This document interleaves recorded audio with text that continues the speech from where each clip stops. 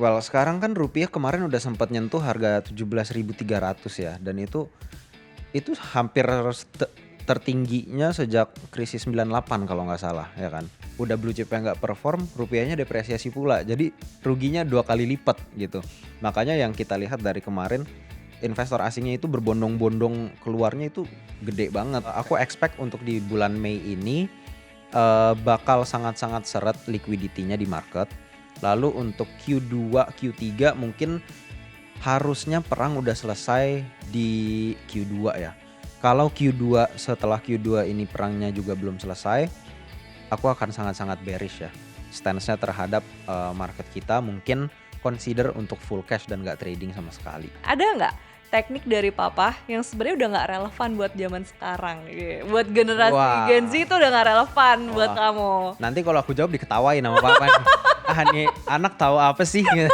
Baru juga berapa tahun di market nih. Dari kamu sendiri sebagai trader, khawatirnya berapa nih levelnya ngelihat situasi saat ini nih? Kalau aku sekarang sebenarnya udah terlalu khawatir mungkin.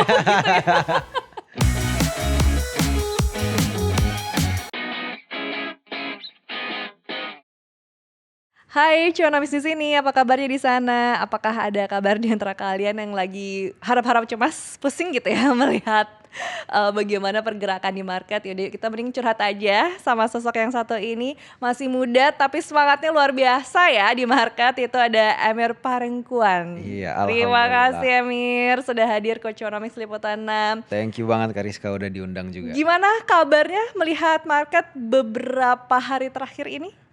Ya udah pasti down lah ya. Oh gitu, jadi seorang Emir juga lagi down ya? Ya ngelihatnya kayak kalau belakangan ini market itu kalau naik pun naiknya nggak sustain, kalau turun turunnya kayak nggak ada rem. Jadi mau gimana pun, mau itu trading, mau itu investing, udah pasti ngelihat market tuh udah nggak terlalu nafsu lah ya sekarang dibandingin sama 2025 itu jomplang banget gitu environmentnya.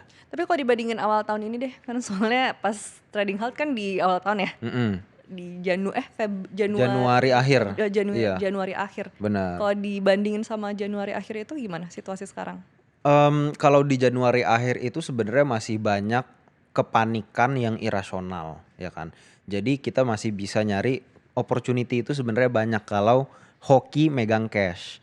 Tapi kalau sekarang paniknya itu jauh lebih ada reasoning di belakangnya. Jadi ini mungkin bukan kepanikan yang cuman bentaran doang habis itu langsung rebound lagi IHSG-nya bisa all time high. Menurut aku itu takes time karena masalahnya ini ada kanan kiri atas bawah nih. Mulai dari domestik, mulai dari geopolitik, semuanya ada aja masalahnya. Jadi kurang lebih sama, tapi yang kesini tuh reasonnya udah makin jelas gitu ya. Benar. Dengan situasi beberapa waktu terakhir ini faktornya rupiah Yap, yang salah tertekan, satunya. itu salah satunya. Salah satunya Gimana nih ya. sejauh ini impact-nya? Well, sekarang kan rupiah kemarin udah sempat nyentuh harga 17.300 ya, dan itu hampir tertingginya sejak krisis 98 kalau nggak salah ya kan. Kalau Covid pun juga kayaknya ya level-level segitu juga gitu walaupun cuma sebentar. Nah sekarang kenaikannya itu bukan kenaikan yang nge-spike abis itu langsung turun lagi. Ini kenaikannya lebih sustain dan dikarenakan beberapa hal. Ya kan, yang pertama itu yang pasti asingnya outflow terus dari market kita, mau itu dari bond market, mau itu dari pasar saham kita. Dan mereka juga ngelihatnya salah satu yang paling penting adalah harga oil. Karena kan oil ini jadi kayak darahnya market Asia ya, negara-negara Asia sangat-sangat bergantung kepada oil. Ketika harga oilnya naik, sekarang jadi bisa dibilang kita itu lagi krisis energi atau lagi menuju ke krisis energi untuk di Asia secara menyeluruh. Dan berarti dengan impact-nya tadi ke IHSG gitu ya, Yap. misalnya dengan ada pergerakan kemarin kan juga sempat inilah ya tertekan juga kan IHSG ini karena adanya melemahnya rupiah. Itu menurut kamu lebih ke sinyal krisis atau hanya penyesuaian pasar? Untuk sekarang masih seperti penyesuaian pasar ya, karena investor asing ini juga lagi mikirin kan ke depannya. Kalau misalnya Indonesia dengan budget sekian sekarang untuk subsidi BBM segala macam, mereka itu kita dari kemarin itu ngitungnya kita itu siap untuk menahan APBN kita di segini kalau misalnya harga minyak itu di $70.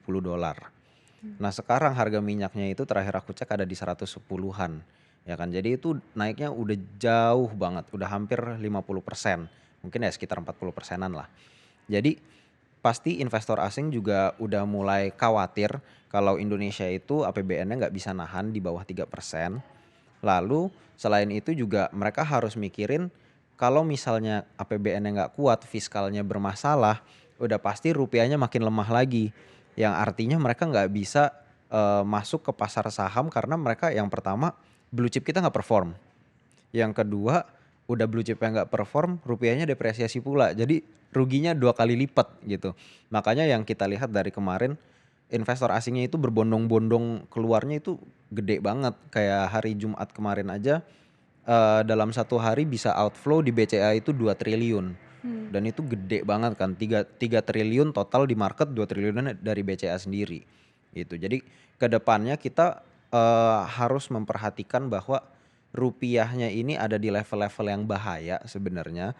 Dan kalau misalnya rupiahnya terus naik sampai katakan 17,5, 17,6, itu udah mulai sepertinya harus risk off jauh lebih besar lagi dari sekarang sih. Tapi dari kacamata kamu sebagai investor gitu, situasi rupiah kita yang tertekan ini lebih kayak pengaruh dari sentimen global atau emang dari makronya Hmm, kita dalam negeri ini? Kombinasi dari dua-duanya ya, karena sebelum perangnya dimulai aja, Indonesia sepertinya juga nggak di posisi yang oke-oke banget gitu. Dari APBN-nya juga udah mulai di sana apa di ambang-ambang nembus 3% kan. Habis itu tiba-tiba ada perang pula. Nah, sekarang meledaklah APBN kita kan. Nah, sedangkan kita juga expect-nya itu sebenarnya perang akan selesai dalam waktu yang relatif singkat. Waktu itu kita cuman ngira bahwa oh paling perangnya cuman sebulan lah, 2 bulan. Dan aku juga ngobrol ke beberapa teman-teman di sekuritas, ekonomis gitu-gitu kan. Semuanya ngira hal yang sama. Jadi kayaknya ada kemungkinan pemerintah bukan di Indonesia doang ya, di seluruh Asia pun juga nggak prepare untuk menghadapi perang yang ternyata selama ini Selat Hormuz nggak dibuka-buka juga dan suplai minyak ke market Asia itu sangat-sangat terhambat. Hmm.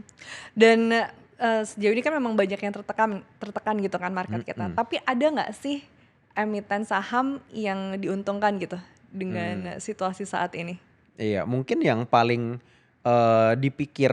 dipikirin pertama kali itu pastinya, oh oke kalau harga oil naik pastinya saham-saham minyak naik juga dong, tapi nyatanya enggak, ya kan. Itu karena di kacamata investor asing ya, kalau misalnya minyaknya naik, semakin minyaknya naik kan kalau kita mau beli minyak itu udah pasti harus pakai USD kan. Kalau mereka beli pakainya USD, artinya lama-kelamaan rupiah akan melemah terus nih.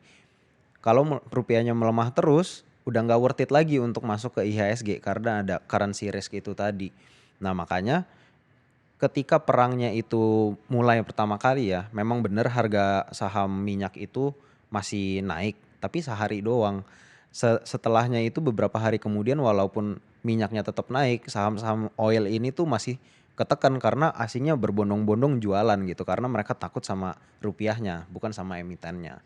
Tapi opportunity-nya pasti ada sih.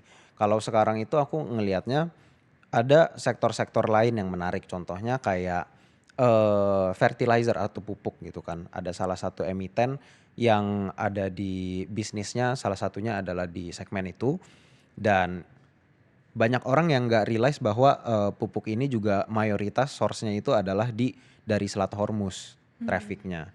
Dan selain itu juga yang aku lagi lirik sekarang komoditas-komoditas lainnya sih seperti batu bara gitu pastinya ya. Dan juga kalau yang lagi hot-hotnya nih sekarang aku pikir sih WTE ya, WTE juga masih menarik. Dan kalau kamu lihat dari ketahanan fundamental emiten saham kita nih di Mhm, tengah situasi yang terbaru ini kan rupiah yang tertekan gitu ya. iya. Kamu ngelihatnya gimana nih ketahanan emiten saham di Indonesia ini kalau dibandingin mungkin sama negara-negara lain juga gitu misalnya? Kalau secara fundamental sebenarnya growth kita itu masih sangat-sangat oke ya, mulai dari contohnya perbankan dulu deh.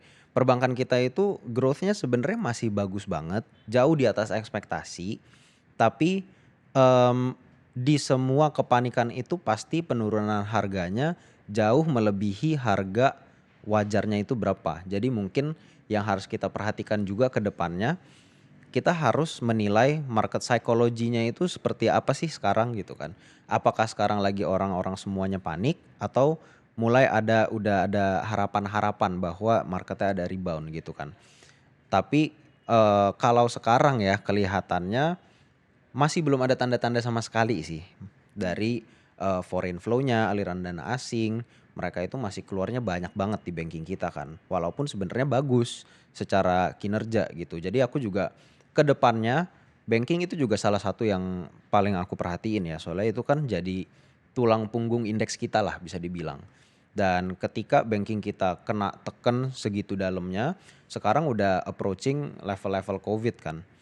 Kalau misalnya ketekan sedalam itu dan kondisi makronya udah membaik, menurut aku reboundnya akan cukup cepat dan bisa dijadikan lifetime opportunity untuk masuk ke saham-saham banking ini di harga yang sangat-sangat murah. Hmm.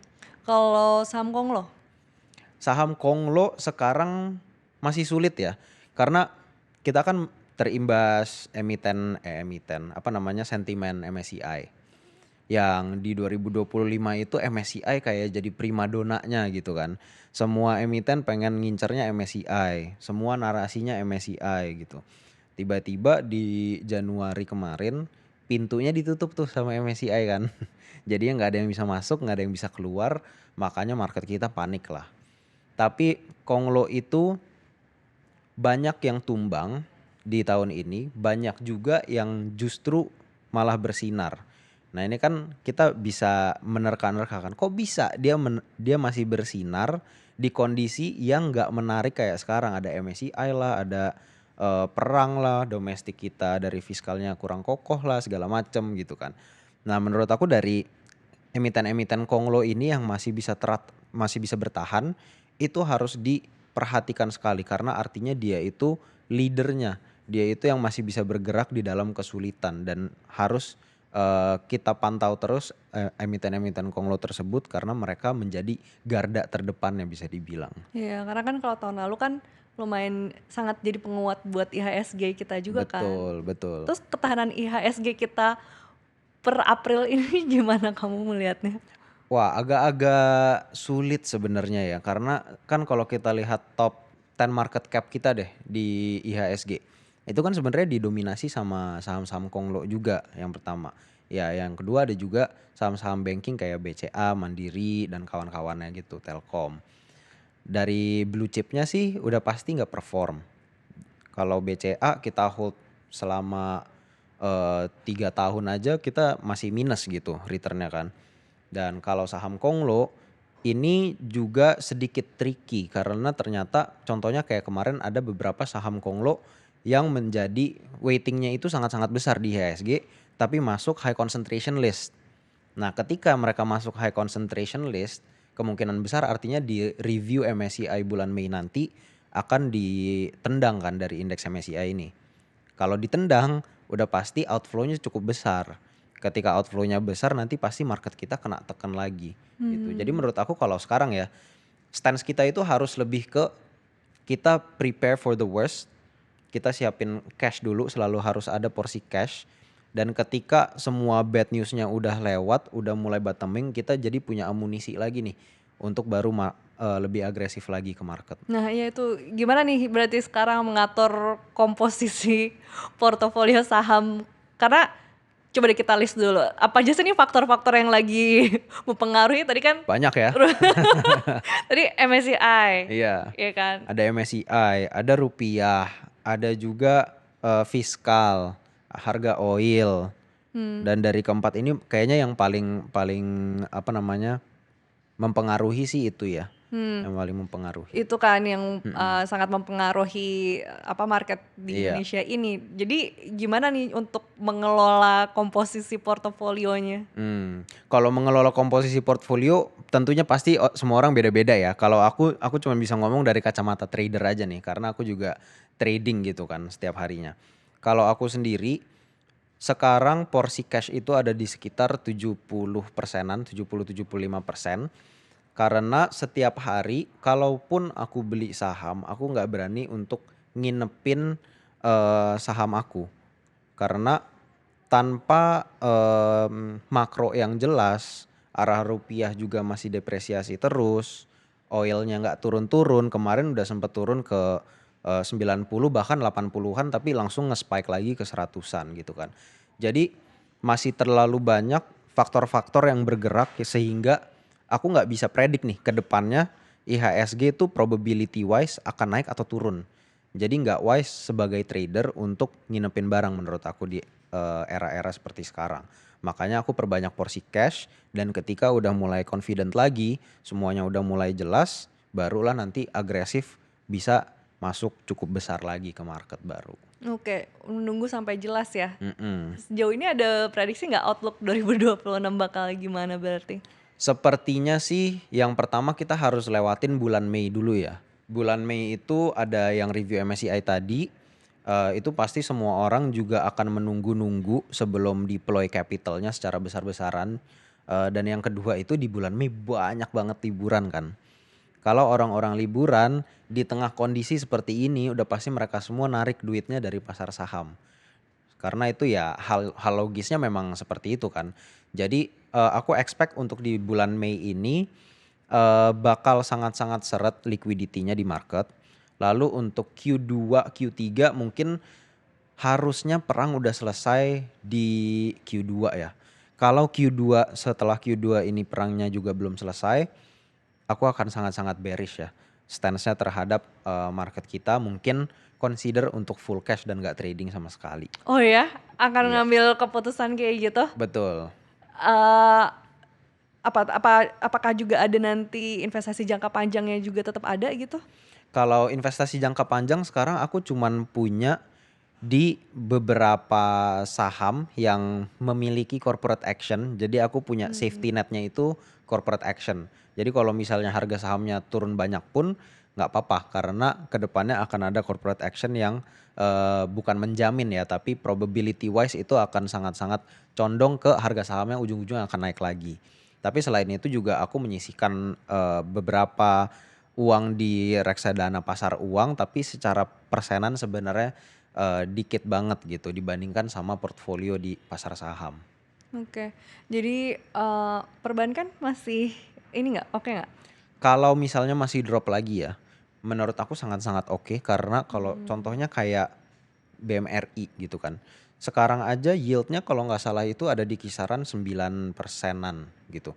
Kalau misalnya turun-turun lagi yield-nya bisa mencapai 10%, 11%, itu udah worth it banget ya untuk dipegang karena kan sekarang kalau kita risk free rate kita itu ada di 4,75% kan. Kalau kita beli obligasi gitu mungkin paling dapatnya sekitar 6%-an, 5,5%, tergantung jangka waktunya berapa juga. Jadi untuk investasi di pasar saham kalau mau ngambil dividen itu udah jauh lebih worth it dibandingkan kita taruh di obligasi sebenarnya. Karena yield-nya memang segitu besar sih dan itu kita bisa pegang terus-terusan kan. Kita merem setiap hari dibayar oleh emitennya gitu.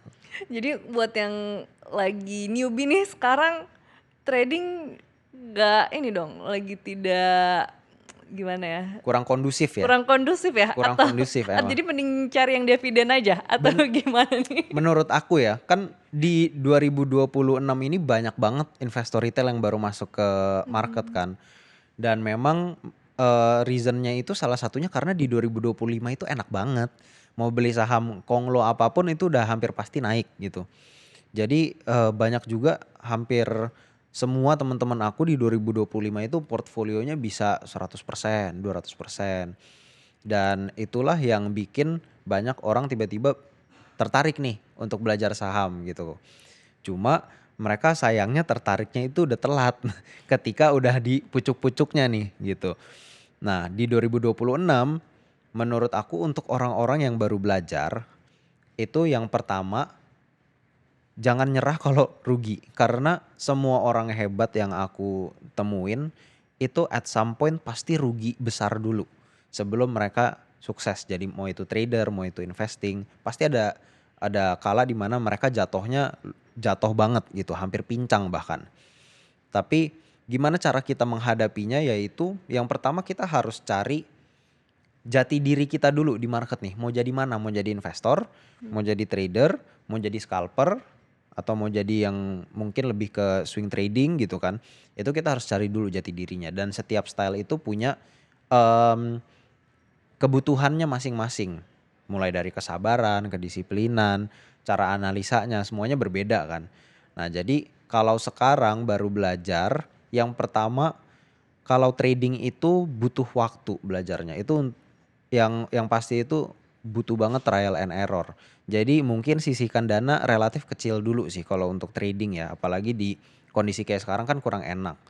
Nah, mungkin kalau mau mau yang lebih gede, pastinya lebih baik mainnya di banking. Cuma kalau di banking sekarang lagi ketekan, kita wait and see dulu. Jangan pernah ngelawan arus market. Oke. Dan di tengah situasi yang lagi roller coaster gini, biasanya kamu nentuin titik entry yang aman tuh gimana? Kalau aku nentuin titik entry ya, itu sebenarnya agak-agak teknis karena aku kan apa namanya strateginya itu pakai bid offer kan.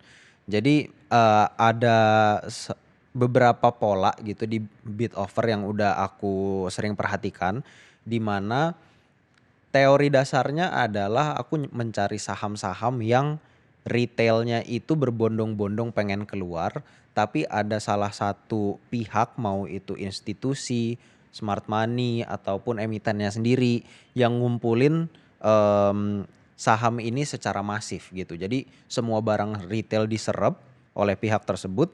Nah, disitulah aku ngekor dan itu bisa dilihat dari pola bid offernya biasanya mulai dari lot Mmm. size lah atau cara dia transaksinya itu biasanya harus dihafalin sih. Pernah gak sih tapi di situasi sekarang ini salah tebak gitu, terus udah gitu gimana disiplin cut loss-nya? Kalau salah tebak udah pasti sering lah ya.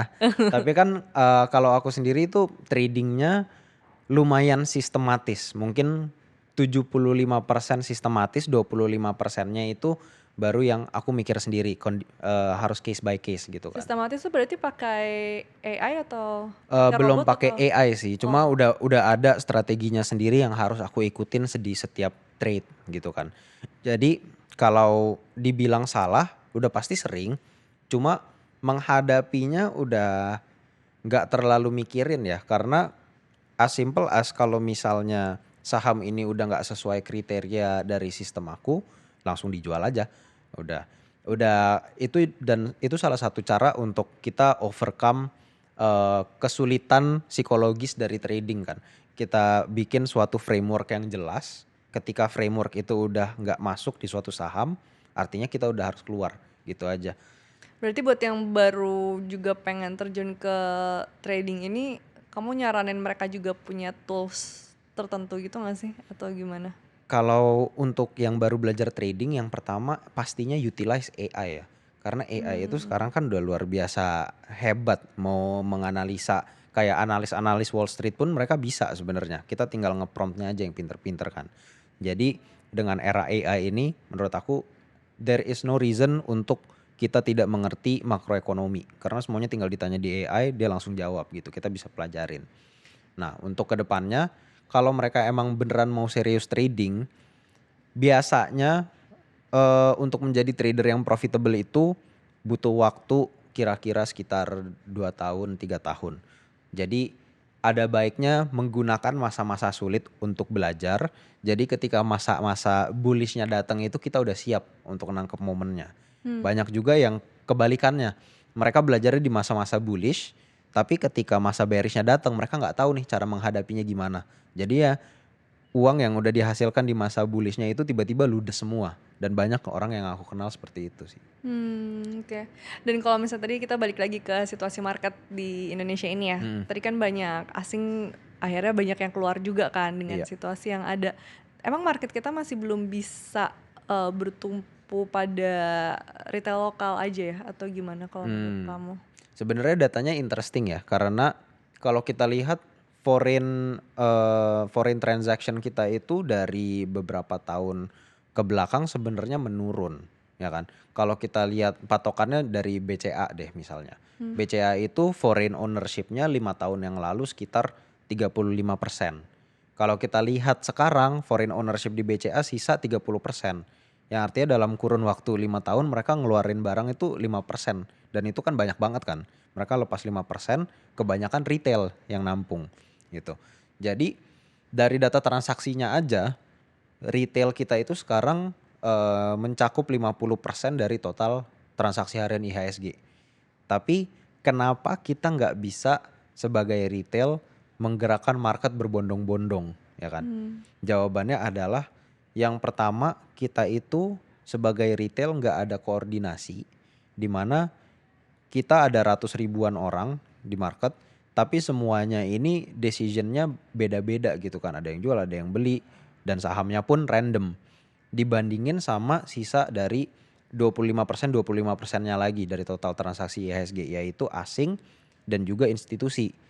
Nah mereka ini seringnya itu bergerak berbarengan karena mereka memiliki konsensus. Ya kan, mereka udah tahu satu sama lain kalau ada satu entitas yang interested di sektor-sektor tertentu, kemungkinan besar institusi lainnya juga ngikut gitu. Hmm. Jadi mereka terkoordinasi dan mereka juga memiliki uang yang jauh lebih terkonsentrasi kan. Makanya mereka yang masih menggerakkan market gitu. Kalau kita bertumpuk pada retail, retail itu terlalu random behaviornya.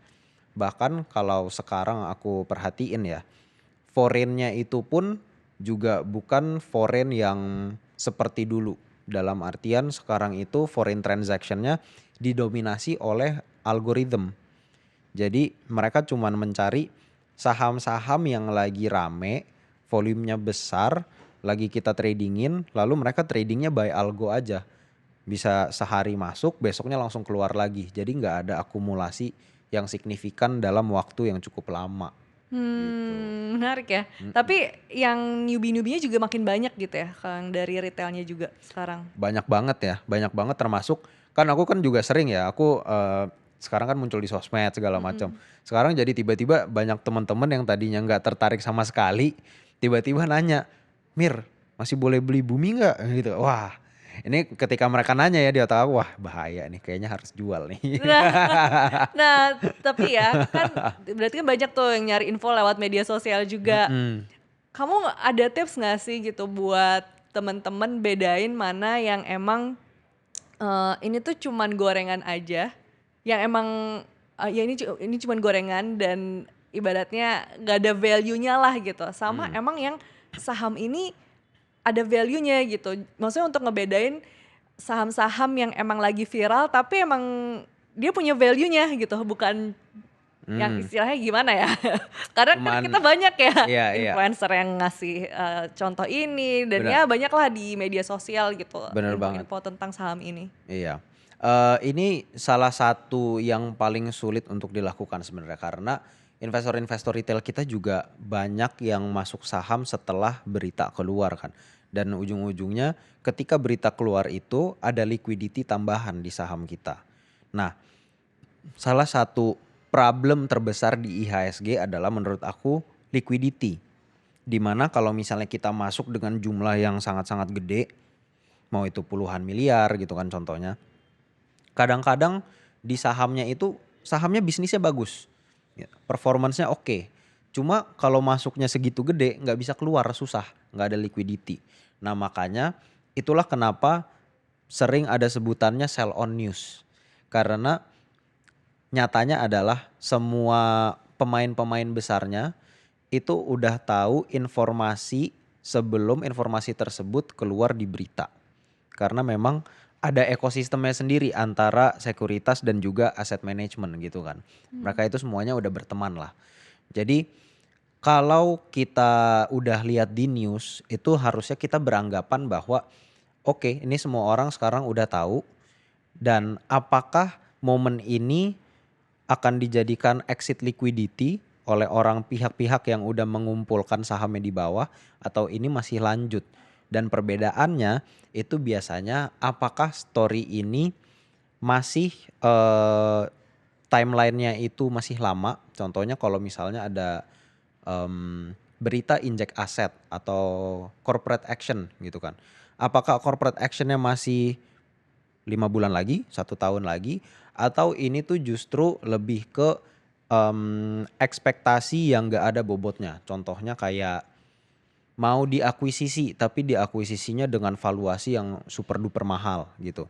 Jadi kita harus olah lagi nih dari source-source yang kita terima, kita jangan jangan pernah terima mentah-mentah. Kita harus pikirkan dari kacamata institusi, ini tuh sebenarnya make sense atau enggak secara valuasi, secara narasinya juga.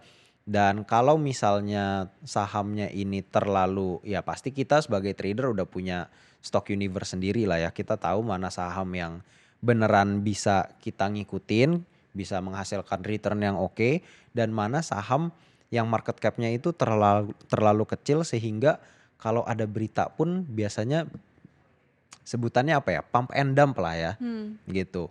Jadi dari situ kita bisa menerka-nerka juga dari size company-nya, dari apakah konglomeratnya ini manajemennya bagus gitu kan, track record-nya seperti apa. Itu beberapa hal yang bisa kita perhatiin sih. Jadi kalau misalnya ada saham yang emang lagi viral gitu, sebaiknya dari retail tuh juga nge-challenge lagi dengan eh, masa iya, habis itu cari lagi, riset lagi gitu, Iya, cek lagi corporate actionnya kayak gimana. benar Menurut banget, kamu kayak gitu. benar Emang banget. kesalahan umum retail lokal kita tuh apa sih yang akhirnya malah rugi sendiri gitu? Yang pertama itu selalu nyari temen ya. Kalau entry nyari temen, kalau exit pun nyari temen Maksudnya juga. gimana tuh? Jadinya nggak pernah memiliki tesis dan conviction sendiri gitu.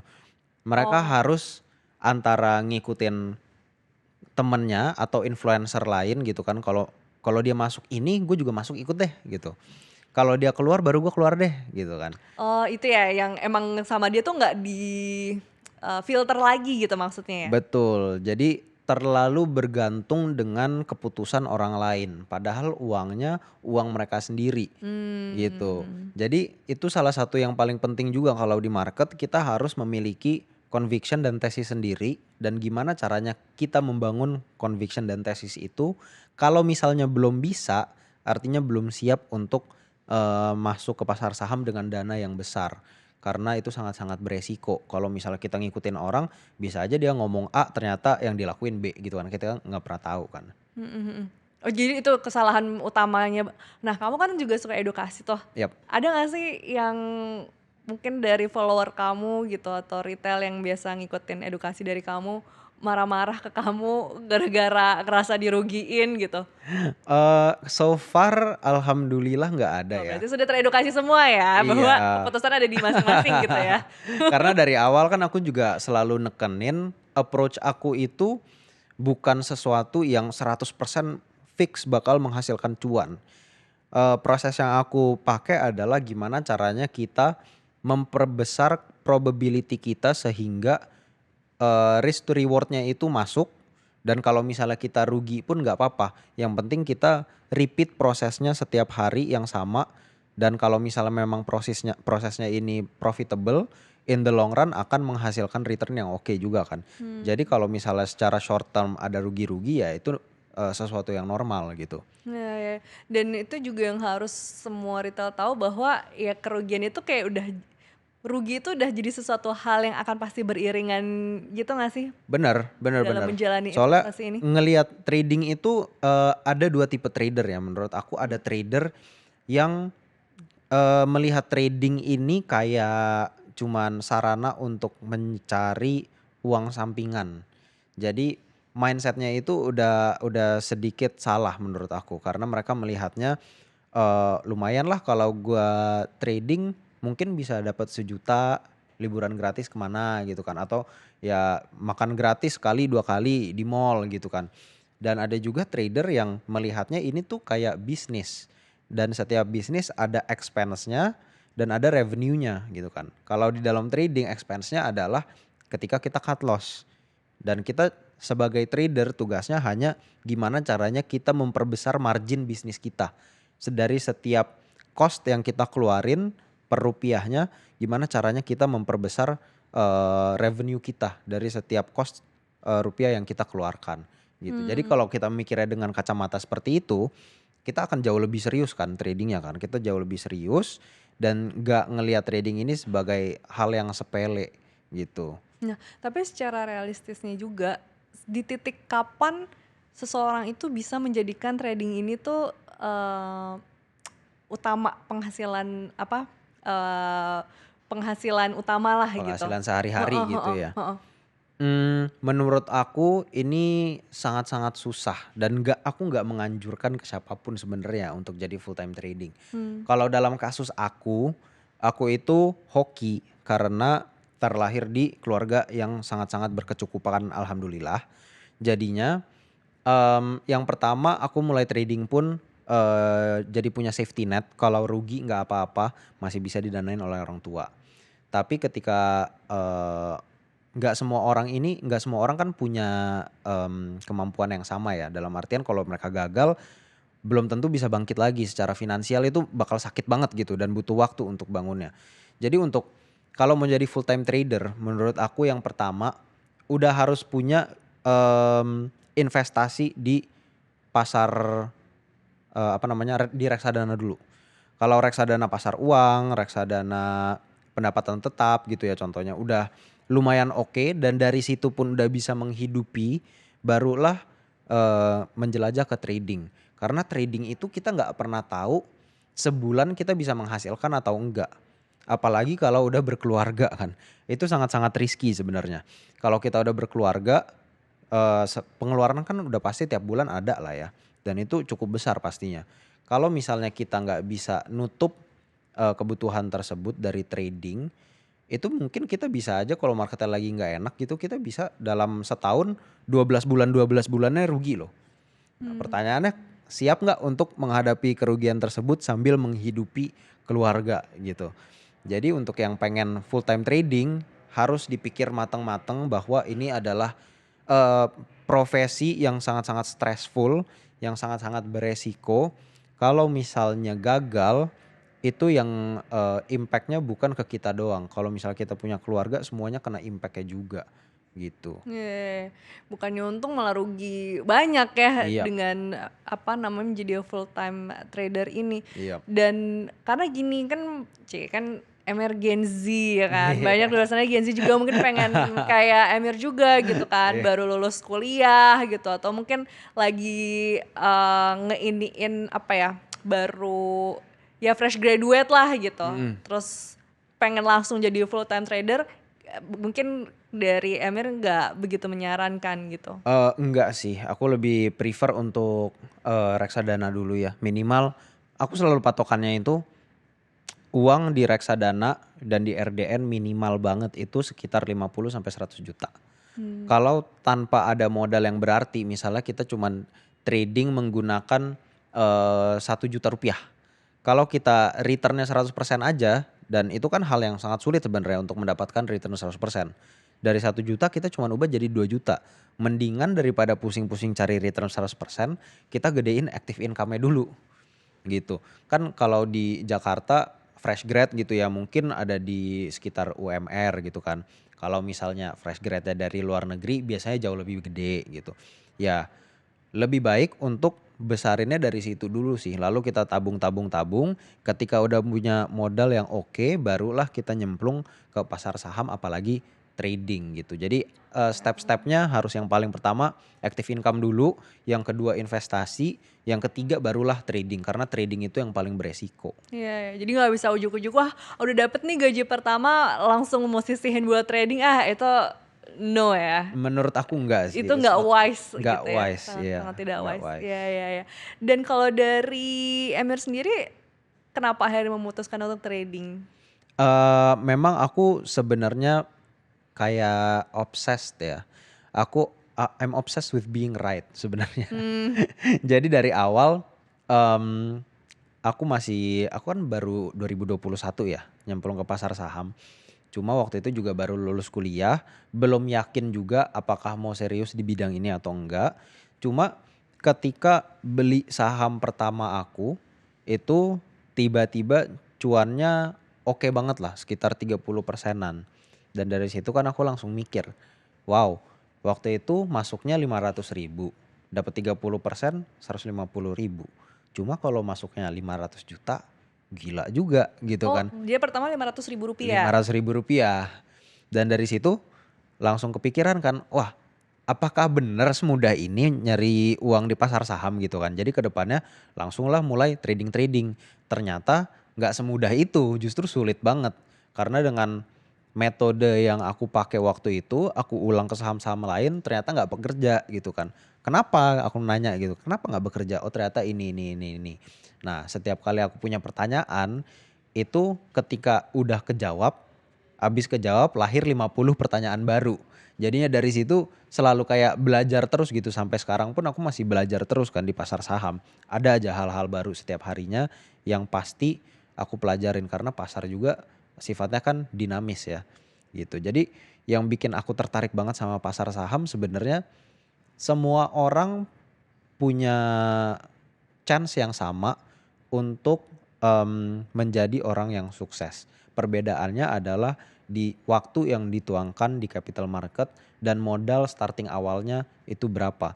Tapi market nggak mandang kita itu siapa. Kalau misalnya marketnya turun, kita punya average di sekian gitu kan, marketnya nggak peduli gitu. Jadi mau kita dari lulusan Harvard kah, mau dari lulusan domestik gitu kan, mau kita sarjana doktorat, mau nggak punya pekerjaan, semuanya sama aja di market. Kalau misalnya kita udah bisa analisanya, kita semua punya opportunity yang sama sebenarnya. Pertanyaanku, kamu dapat bocoran nggak sih kalau dari Papa Yos Parengkuan dalam pemilihan saham? Kamu dapat bocoran nggak? Suka dikasih bocoran nggak? Lucunya awal-awal itu aku dibocorin, cuma dibocorinnya saham yang dia tahu bakal turun. Oh ya? Tujuannya kayaknya itu biar dia ngajarin aku biar Terus kalau kamu misalnya ngikutin? Karena iya aku aku nggak tahu ngikutin, ya. aku nggak tahu cuman disuruh beli aja gitu kan, cuman disuruh beli terus ya aku nurut dong kayak waktu itu nggak ngerti apa-apa kan, nurut beli terus pas nunggu sebulan 2 bulan kok makin turun terus aku nanya, "Pah ini gimana nih kok turun-turun mulu ya?" Diketawain doang sama dia. Kena Tapi dia dijebak gitu. bener, tapi dari situ kan aku juga jadi belajar kalau misalnya dikasih tahu pun kita itu nggak bisa selamanya bergantung sama orang gitu. Hmm. Tapi kalau untuk sekarang mungkin bukan bocoran ya, lebih ke diskusi gitu. Kita ada grup keluarga yang isinya cowok-cowok doang gitu kan, aku, kakak aku sama papa. Biasanya kita diskusi 3 arah tuh. Karena kita approach-nya itu sedikit berbeda-beda tiganya. Yang papa itu ini banget narasi banget. Kalau yang kakak aku itu dia fundamental banget karena dia research analyst di salah satu sekuritas. Kalau aku paling beda sendiri sebenarnya karena aku pakainya baca data-data yang non fundamental. Contohnya kayak broker summary, bid offer, price action, chart, volume gitu-gitu kan. Itu yang aku perhatiin. Jadi kalau kita lagi ngomong nih di grup keluarga biasanya kita diskusi 3 arah dari semua sisi, kita bedah. Kalau misalnya semuanya agree bahwa ini saham bagus barulah kita biasanya berani hajar bareng-bareng. Widih, seru Gitu. banget ya grup Iya. keluarganya ngomongin tentang market loh. Iya. Hajar bareng-bareng tuh maksudnya semua masing-masing chip in gitu dengan uang masing-masing. Iya, kita semua masuk saham yang sama. Oke, terus udah gitu apa yang akhirnya kamu values yang didapat gitu dari papa? Dan ya dari keluarga gitu ketika Hmm. untuk masuk ke market ini? Yang kebawa sama aku sampai sekarang ya. Prinsip papa itu dari awal dia bukan di market doang tapi di hidup juga. Dia itu selalu all in or nothing. Dan itu Hmm. juga ya prinsip yang aku bawa sampai sekarang di market, ya kan. Dia itu ketika dia build Shalendra di awal-awal waktu itu 2006 ya. Waktu itu kondisi keuangan lagi nggak oke-oke banget gitu kan. Waktu itu sampai nikah aja beli rumah juga sama nikah sama mama dan beli rumah itu duitnya minjem dari bosnya waktu itu gitu kan, dari bosnya papa. Jadi dari situ kan itu adalah value-value bahwa dia nggak all in di saham iya, tapi dia all in di mama dan keluarga Mmm. kita gitu. Dia rela untuk ngambil utang segitu besarnya untuk beli rumah, lalu bikin Shalendra pula gitu. Jadi dari situ yang aku pelajari adalah kalau misalnya kita mau sukses dalam hal apapun, kita itu harus berani mengambil resiko. Walaupun kita bisa jatuhnya mati-matian gitu ya kalau misalnya gagal, yang penting kita mengambil resiko yang terukur. Ketika kita gagal, kita tahu at least kita masih bisa bangun lagi. Tanpa kita mengambil resiko kita nggak akan bisa kemana-mana. Dan itu adalah privilege terbesar aku sebagai anak papa gitu kan. Dia memberikan aku banyak banget opportunity untuk mengambil resiko sampai sekarang jadinya aku berada di mana ya sekarang aku berada gitu kan. Dan aku pengen sekarang itu tujuan utamanya adalah untuk sharing-sharing experience aku seperti apa biar semua orang yang nggak bisa ngambil resiko yang sama itu juga tahu loh ini pelajaran-pelajaran yang bisa diambil gitu. Tapi kamu ada rasa ini gak sih kadang terganggu gitu dengan pandangan orang yang mungkin menganggap kamu, oh ya anak Jos Farongkuan gitu misalnya. Hmm. Ada gak sih itu mengganggu diri kamu? Awalnya iya ya karena kan rasanya kayak hidup di bayangan papa sendiri gitu. Mau kemana-mana pasti ditanya, oh anaknya Pak Yos ya gitu. Anaknya Pak Yos ya. Adiknya Egi ya gitu kan. Egi kakak aku. Cuma ketika aku merasa tertekan kayak gitu ya. Itu kan juga menjadi salah satu alasan dan juga motivasi utama kenapa akhirnya aku membangun jalan sendiri ini dengan Cak Investment Club yang sekarang lagi aku tekanin gitu kan komunitas aku dan juga ada personal branding di sosmed dan ngajarin investor-investor retail gimana sih caranya trading yang benar gitu kan. Ada kebanggaan sendiri sekarang ketika di mana orang-orang itu memandang aku ini bukan anak papa lagi tapi aku ini emir Hmm. gitu. Jadi sekarang bukan menjadi beban tapi lebih ke suatu legacy yang perlu aku lanjutin gitu dalam Hmm. cara aku sendiri. Berarti kamu tuh kalau ngelihat privilege keluarga ini Mm-mm. kayak gimana ngelihatnya? Sebenarnya kayak pedang bermata dua gitu ya. Hmm. Karena di satu sisi kalau misalnya aku sukses, aku bisa make it in the market. Kebanyakan orang bakal bilang, oh iyalah dia anaknya Pak Yos. Nggak mungkin lah nggak sukses gitu kan. Tapi ketika aku gagal, pasti orang-orang mikirnya, loh kok gagal sih? Kan anaknya Pak Yos gitu kan. Bodoh kalian ya orang gitu. Hmm. Iya kan? Waduh. Jadi mau sukses mau gagal pasti akan selalu ada sesuatu yang negatif di mata publik. Jadi lama-kelamaan aku mikirnya kalau misalnya aku terlalu fokus kepada validasi eksternal, aku nggak bakal bisa muasin semua orang. Jadi daripada mikirin sesuatu yang eksternal, aku kontrol yang internal aja. Apa yang aku bisa kontrol, yang aku rasain, gimana caranya biar aku nggak terlalu kena mental lah sama reputasi papa, reputasi Shalendra yang memang pressure-nya sangat-sangat besar sebenarnya kan. Tapi kalau misalnya udah nggak mikirin hal tersebut, ya aku fokus tekunin bidang aku aja, what I'm good at. Aku praktis setiap hari dan lama-kelamaan yang tadinya jadi pressure justru menjadi motivasi. Dan kamu sebenarnya nggak dipaksa juga untuk terjun ke market ini? Enggak sama sekali ya, dari awal itu papa dan mama juga mereka selalu ngebebasin mau ke bidang apa. Yang penting plan-nya jelas, beneran passionate dan nggak setengah hati. Kalau misalnya setengah hati mendingan gak usah, dia bilangnya gitu. Ya jadi kamu juga kayak udah prepare ya. Kayaknya pandangan-pandangan tadi tuh kamu udah prediksi akan ada gitu dan kamu Lumayan udah ya. prepare. Cuman ada nggak teknik dari papa yang sebenarnya udah nggak relevan buat zaman sekarang? Buat generasi Gen Z Wah, itu udah nggak relevan buat wah. kamu. Nanti kalau aku jawab diketawain sama papa. Ah nih anak tahu apa sih? Baru juga berapa tahun di market nih. Tapi sebenarnya ada atau enggak? Yang menurut kamu ini udah nggak relevan nih ya. Makanya kan kamu ada edukasi juga gitu ke Yang nggak generasi relevan muda. ya. Yang nggak relevan. Sebenarnya kalau dipikir-pikir semua yang papa lakuin itu ada relevannya. Tapi mungkin nggak di semua kondisi market. Kayak sekarang contohnya kan kalau kita terlalu terpaku sama fundamental yang murah. Kita itu bisa jatuh ke yang sering disebut value trap. Karena sahamnya murah, kita pikir oke ini at some point akan naik pastinya. Tapi belum tentu karena nyatanya adalah sekarang market kita itu kebanyakan digerakannya oleh ekspektasi dan psikologi. Not necessarily fair value dari suatu sahamnya itu berapa.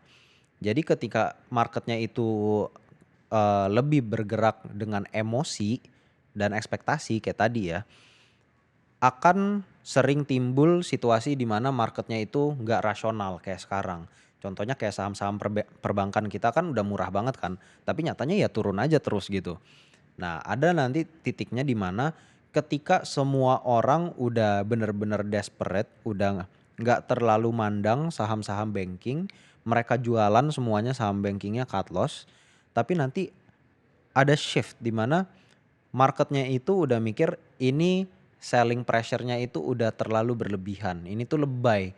Nggak seharusnya perbankan kita dropnya segini jauh. Dan disitulah mulai ada tercium-cium bau-bau bottom gitu kan. Yang nggak semua orang bisa merhatiin pasar saham setiap harinya. Jadi mungkin mereka nggak notice gitu. Tapi kalau untuk yang ngeliatin setiap hari pasti nanti ada titiknya tuh. Dimana oke ini kayaknya marketnya udah kuat untuk nahan. Mulai dari rupiahnya udah stabil kah atau perangnya udah selesai gitu kan. Nanti itu bisa dijadiin salah satu kesempatan emas ya untuk kita yang belum pernah megang saham banking secara long term. Termasuk aku sendiri. Nanti aku masih mencari-cari nih ke depannya gimana. Oke, karena kan gimana ya, tahun kan terus ya pasti ada market akan terus beradaptasi kan dengan tahun yang berganti, berarti ada perkembangan zaman juga di situ. Iya. Nah, kalau misalnya kita ngomongin tentang perkembangan market nih, dibandingin kan kita tuh kadang suka dibilangnya yang parah tuh adalah saat COVID kemarin gitu. Dan kamu pas banget juga masuk di tahun 2021 itu masih era-era COVID kan. Gimana tuh perbandingannya sama yang sekarang? Kalau di COVID itu sebenarnya sangat-sangat berbeda ya, karena itu shock di awal aja, lalu ternyata economic recovery-nya itu cepet banget, jauh lebih cepat dari yang kita kira. Mulai dari recovery-nya China dulu kan. Waktu itu consumption-nya itu local demand-nya kuat banget, sehingga kita yang tadi mengiranya bahwa market akan anjlok lama, semuanya lagi lockdown, gak akan ada aktivitas ekonomi. Ternyata ekspektasi kita salah dan marketnya rebound kenceng banget gitu kan. Tapi kalau sekarang sepertinya penurunan market ini lebih ke struktural ya. Mulai dari fiskal kita yang kurang oke, lalu harga oil nih masih nyangkut terus di seratusan. Kita butuh harga oil di sekitar kisaran 70 sampai 80 itu range yang masih sehat. Dan sekarang jadinya banyak juga pemerintah-pemerintah yang mulai serius melihat energi alternatif. Makanya tadi aku sempat bilang salah satu sektor yang menarik adalah WTE gitu kan. Walaupun secara implementasinya itu mungkin akan makan waktu yang cukup lama gitu kan. Dan sekarang juga contohnya ada beberapa inisiatif dari pemerintah kayak B50 gitu. Itu kan juga salah satunya reason untuk apa ya, ngeabsorb harga oil yang sangat-sangat tinggi kan. Jadinya itulah beberapa hal yang harus kita perhatiin gitu.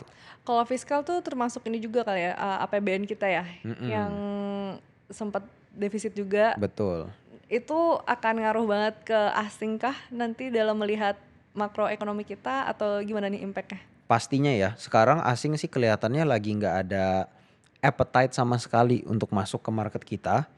Rupiahnya lagi lemah, fiskalnya belum jelas kayak apa. Dan so far regulasi-regulasi pemerintah yang diterapin itu lebih ke tujuannya untuk ngeabsorb temporary pain-nya kita aja.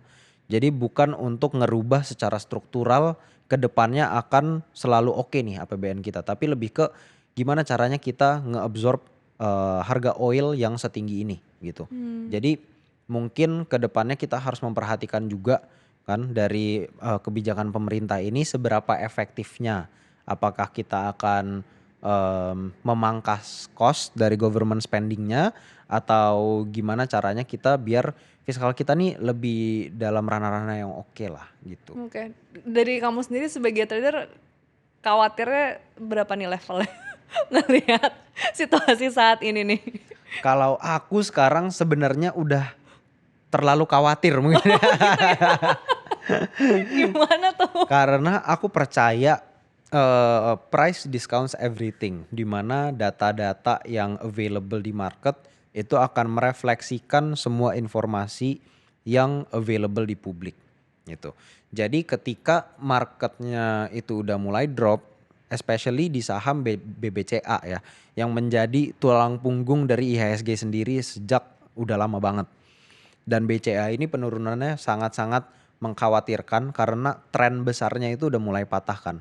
Nah, ketika BCA-nya udah seperti ini, menurut aku ini merefleksikan bahwa kondisi ekonomi kita ada sesuatu yang salah. Sehingga BCA-nya bisa turunnya segitu banyak. Dan dari situ aku juga beranggapan kalau misalnya BCA-nya turun, asingnya keluar terus, dividen pun mereka nggak tertarik, ya kan?